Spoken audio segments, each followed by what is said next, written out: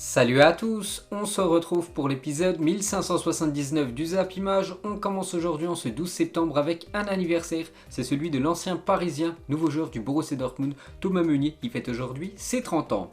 Ensuite on va parler du FC Barcelone et c'est officiel, le Barça dévoile un nouveau maillot spécialement pour cette saison prochaine de Ligue des Champions. Donc voilà le futur maillot du Barça, et c'est officiel pour cette saison de LDC, donc ils le porteront d'après-demain pour ce match contre l'équipe du Bayern Munich, le Barça contre le Bayern après-demain au Camp Nou. Donc le Barça portera ce magnifique maillot. Et on va parler de Memphis Depay du côté du FC Barcelone. Et ils vendent beaucoup de maillots. Ceux qui travaillent au Barça Store disent que le nouveau maillot s'avère être un grand succès. Donc le nouveau maillot de Ligue des Champions. Le maillot numéro 9 de Memphis Depay est le plus demandé. Donc voilà, c'est Memphis Depay qui vend le plus de maillots du côté de Barcelone. Toujours avec les maillots, cette fois-ci c'est l'équipe de Liverpool qui dévoile son nouveau troisième maillot pour cette future saison. Donc un maillot tout jaune, toujours sponsorisé par la marque Nike. N'oubliez pas qu'avant Liverpool est avec New Balance, donc très beau maillot pour cette équipe des Reds. Et Leeds United présente elle aussi son nouveau troisième maillot, un maillot de couleur violet. Et pour finir avec les maillots, cette fois-ci on va parler du futur, normalement maillot de l'équipe de France féminine pour l'Euro 2022. Qui a lieu l'année prochaine, donc il pourrait ressembler à ça, donc de couleur bien sûr bleu, le maillot à domicile avec le coq sans étoile, vu qu'elles n'ont jamais remporté pour l'instant la Coupe du Monde, toujours sponsorisée par Nike. On peut voir deux barres horizontales blanches et noires.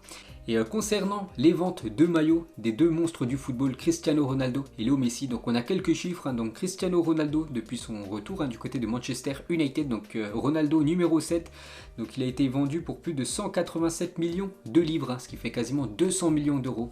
Donc c'est énorme. Donc en commission, l'équipe de Manchester a récupéré plus de 13 millions de livres, ce qui fait quasiment 16 millions d'euros. Donc c'est énorme bien sûr. Et Lionel Messi, un peu moins. Parce que je pense qu'il a été moins bien vendu, le maillot de Messi Paris Saint-Germain. Pourquoi? Parce que Messi numéro 30, beaucoup de personnes attendaient le Messi numéro 10, je pense qu'il aurait été beaucoup plus vendu avec ce numéro. On peut voir qu'il a été vendu quand même pour plus de 103 millions de livres, donc ce qui veut dire que le Paris Saint-Germain a touché plus de quasiment 10 millions d'euros. Ensuite on revient sur Cristiano Ronaldo et annonce la couleur pour son grand retour du côté de Manchester United. Donc je ne suis pas ici pour des vacances, avant c'était bien, je gagnais des choses importantes et j'ai porté le maillot il y a plusieurs années, mais je suis ici pour gagner à nouveau, il veut tout gagner bien sûr. Cristiano Ronaldo, et une annonce forte de sa part, Cristiano Ronaldo annonce qu'il va être au top de sa forme encore pendant 3 voire 4 années, donc actuellement il a quand même 36 ans, donc il pourrait jouer jusqu'à 40 ans, Cristiano Ronaldo, d'après ses propos il a dit ça. Du côté de Manchester United. Donc on va encore profiter pendant pas mal d'années de la star portugaise. Et on va parler cette fois-ci de Lionel Messi. Du côté du Paris Saint-Germain, c'est tout bénef, j'ai déjà dit avec les ventes de maillots. Mais le Paris Saint-Germain va décrocher un contrat à 30 millions d'euros grâce à Léo Messi. Et c'est même officiel, Crypto.com devient le nouveau sponsor du Paris Saint-Germain. Cette collaboration devrait rapporter entre 25 et 30 millions d'euros à Paris, grâce surtout à Léo Messi, parce que cette somme ne devait pas être aussi hausse, mais vu que Messi a signé du côté de Paris, donc 30 millions d'euros en plus pour le Paris Saint-Germain, donc les finances sont au top côté PSG. Ensuite, on va parler de la Ligue des Champions, car après-demain, c'est le retour de cette nouvelle saison de Ligue des Champions. Donc n'oubliez pas, il y a toujours deux affiches à 18h45, par exemple. Manchester United se déplace du côté des Young Boys de Berne, mardi à 18h45, et à 21h, il y a toutes les autres affiches. Donc il y a des belles affiches comme le Barça qui reçoit l'équipe du Bayern Munich. Mais regardez tous les groupes de cette saison de Ligue des Champions. Petit rappel, par exemple le Paris Saint-Germain à Manchester City, Leipzig et l'équipe de Bruges. L'autre équipe française engagée en LDC cette saison, donc l'équipe du LOSC dans le groupe G, l'équipe de Séville, Salzbourg et Wolfsburg. Donc voilà, on est impatient bien sûr de découvrir les premiers matchs de Ligue des Champions.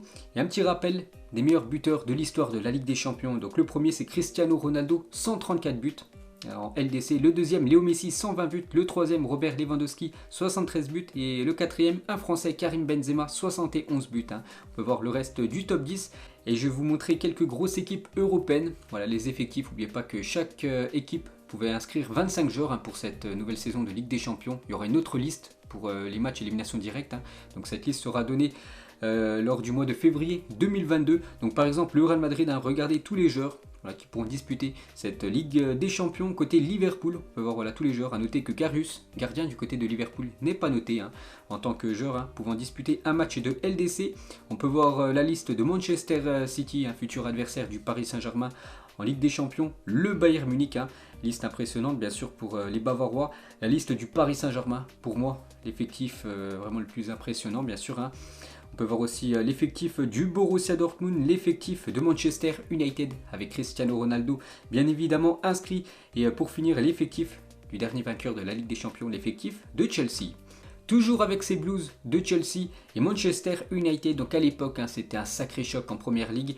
Et un petit rappel, hein, quand Manchester United et Chelsea roulaient sur la première ligue, donc en 2005 Chelsea avait remporté la première ligue, 2006 c'est Chelsea une nouvelle fois, 2007 c'est Manchester, 2008 c'est Manchester, 2009 c'est Manchester, 2010 c'est Chelsea et 2011 c'est Manchester United. Donc à chaque fois c'était soit Manchester soit Chelsea qui remportait l'APL.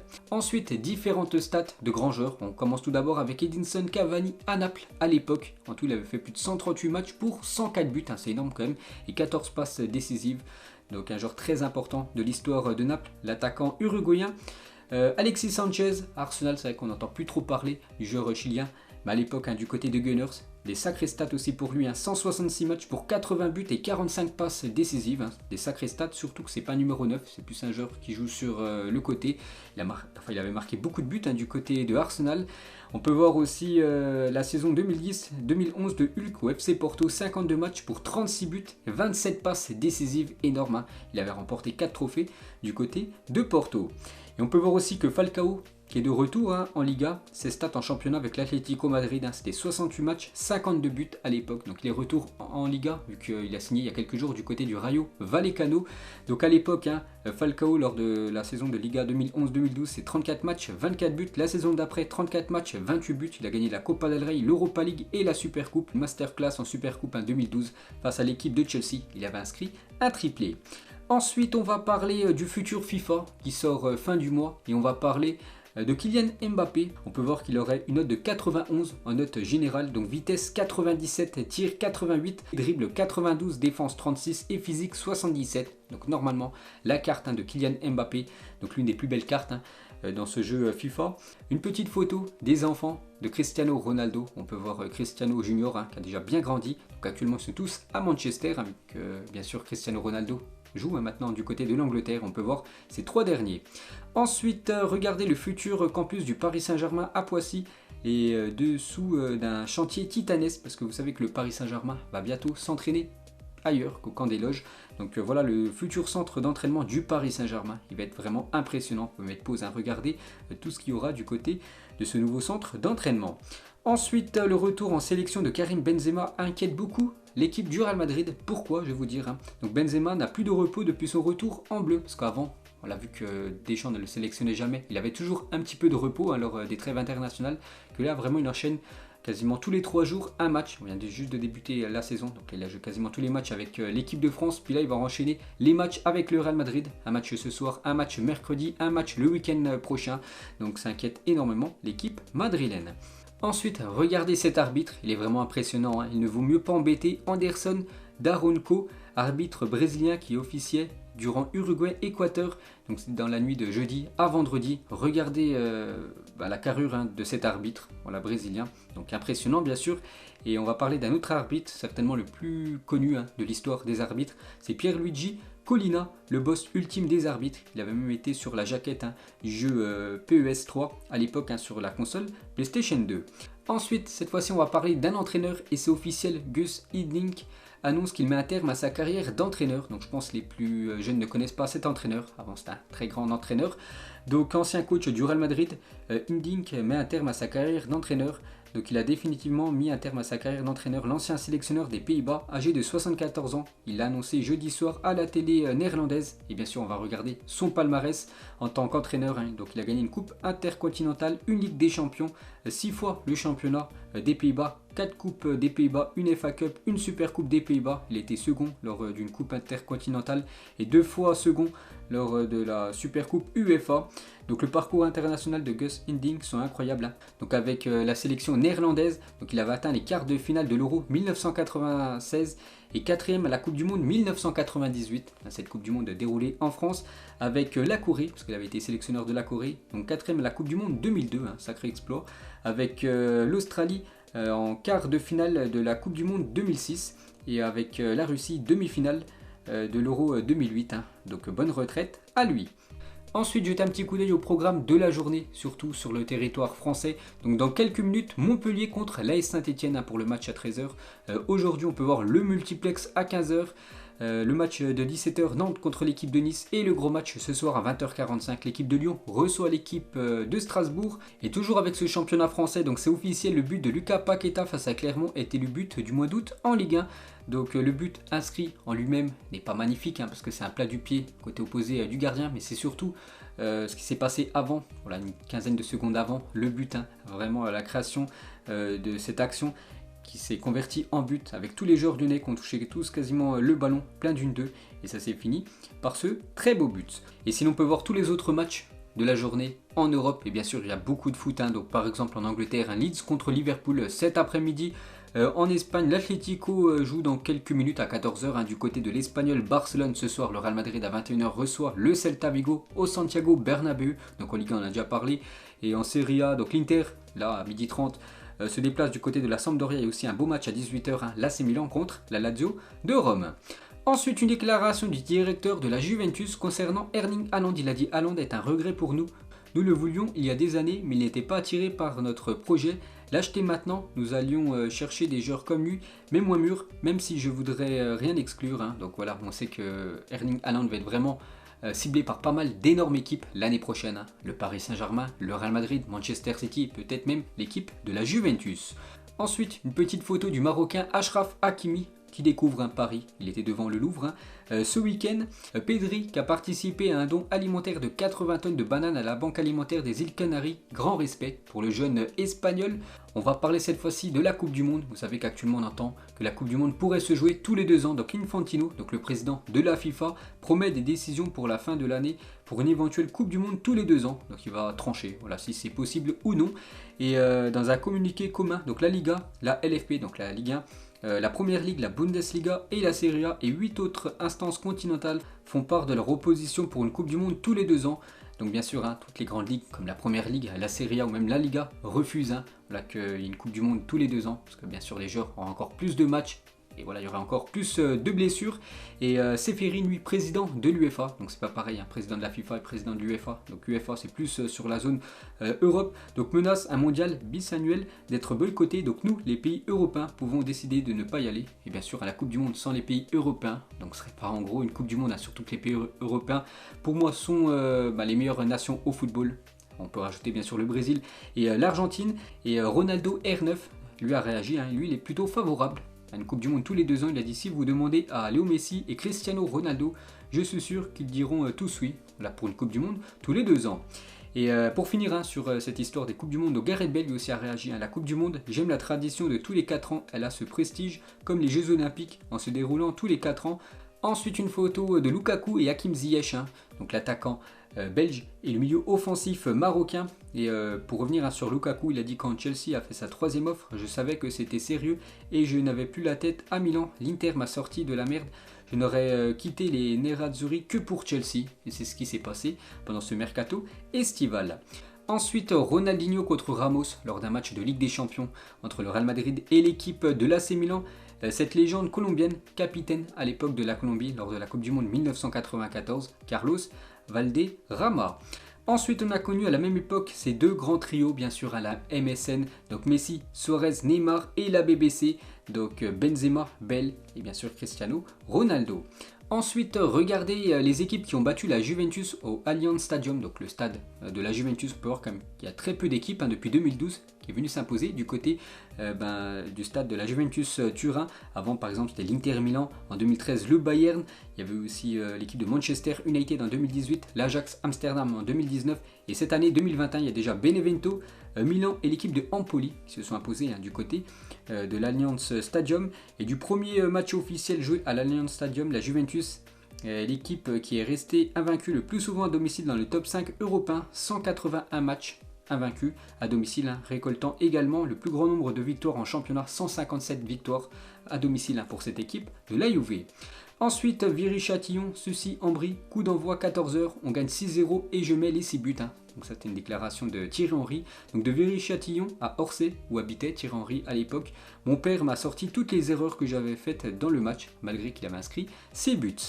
Ensuite, des nouvelles de Jérémy Mathieu, ancien défenseur du FC Barcelone ou même du Sporting, donc va devenir éducateur chez Luns Sport dans les Bouches-du-Rhône. L'ancien défenseur a pris une licence joueur et pourrait se rendre disponible pour donner un coup de main à l'équipe fanion du club qui évolue actuellement en R2.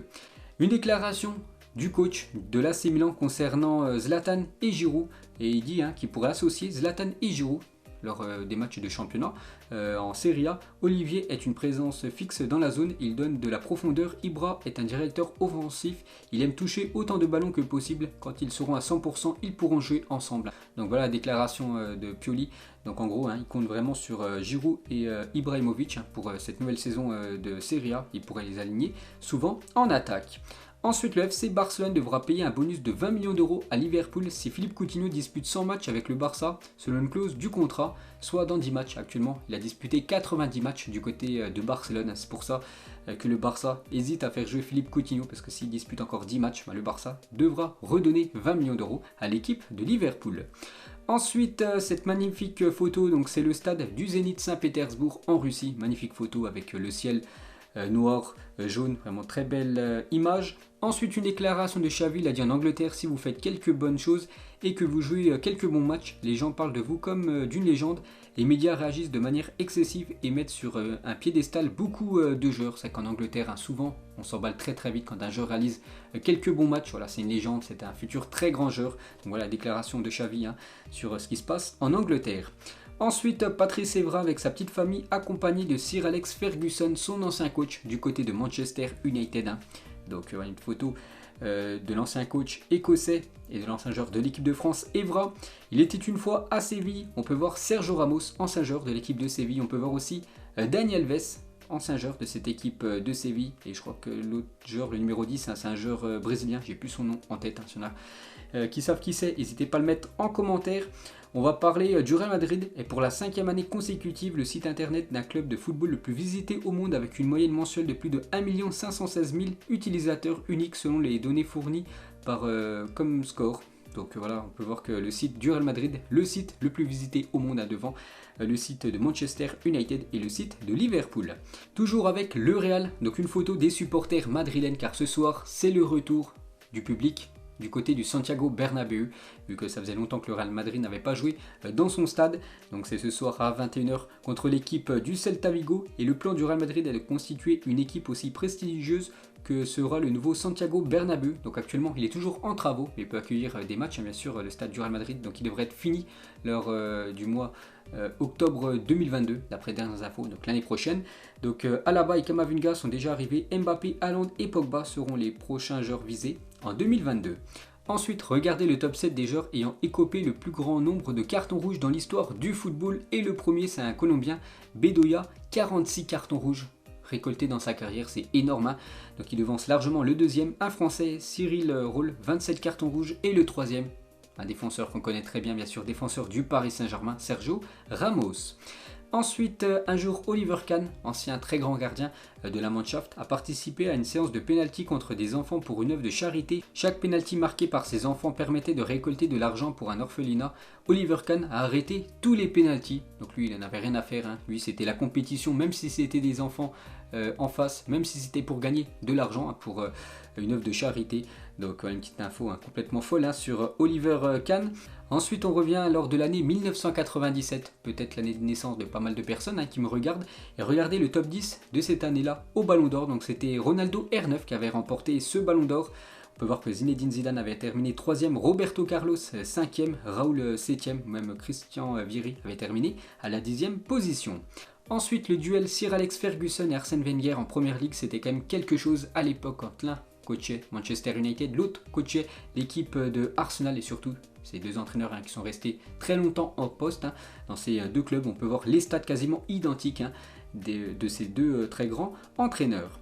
Ensuite, une déclaration de Fernando Torres, il a dit: quand j'étais petit, il y avait 24 élèves dans ma classe, 23 supportaient le Real Madrid, mais moi je supportais l'Atlético, bien sûr, c'est l'enfant de l'Atlético, Fernando Torres. On va parler de l'équipe italienne de l'Atalanta Bergame, et le club qui prête le plus de joueurs cette saison. 62 joueurs proviennent de l'équipe de Gasperini, donc c'est énorme quand même. Donc tous ces joueurs sont sous contrat du côté de l'Atalanta Bergame, ils sont prêtés un peu partout en Europe. Ensuite, Mason Greenwood est élu joueur du mois à Manchester United. Félicitations pour le jeune anglais. Cette édition limitée de chez Nike, magnifique paire de crampons bien sûr. Des crampons tout noirs avec le sponsor en or. On peut voir aussi même les crampons qui sont en or. Cette magnifique pelouse du côté de la MLS de l'Union de Philadelphie. On peut voir que c'est taillé parfaitement, ça rend vraiment très très bien. Le Real Madrid a remporté 2 Ligues des Champions avec le même 11. On peut voir ces deux photos. Donc c'est la photo de la finale de la Ligue des Champions, la photo d'avant-match. Et ce qui est incroyable, c'est qu'on peut voir à chaque fois le même positionnement. Donc par exemple Keylor Navas, toujours en haut à gauche, Modric tout en bas à droite, Casemiro tout en bas à gauche. Donc voilà, bien sûr cette Dream Team du Real Madrid il y a quelques années. Usain Bolt et Wayne Rooney lors d'un match de charité il y a quelques jours. On peut voir bien sûr l'attaquant jamaïcain et l'ancien attaquant et meilleur buteur de l'histoire de l'Angleterre. Le mythique stade Vélodrome visible depuis l'espace. Donc on peut voir la ville de Marseille et on peut voir en bas un rond. Et bien sûr c'est le stade Vélodrome visible depuis l'espace. Ensuite, Romeo Beckham, 19 ans, donc le fils de David Beckham, vient de signer son premier contrat professionnel avec l'équipe de Fort Lauderdale CF, l'équipe réserve de l'Inter Miami. Donc cette équipe évolue en 3e division américaine. Bien sûr, il est encore très jeune, il va prendre de l'expérience. Peut-être un jour, on pourrait le voir dans l'équipe première de l'Inter Miami. Peut-être même un jour le voir jouer en Europe. Et pour finir les gars, ce Zap Image, donc c'est simple. Quelle pilule choisis-tu? Donc en gros, quel joueur tu préfères entre les deux monstres du football? Donc soit la pilule rouge Cristiano Ronaldo, soit la pilule bleue Léo Messi. Donc voilà les gars, la fin de ce Zap Image 1579. Donc si ça vous a plu, un petit like et on se retrouve demain pour le prochain épisode. Ciao à tous.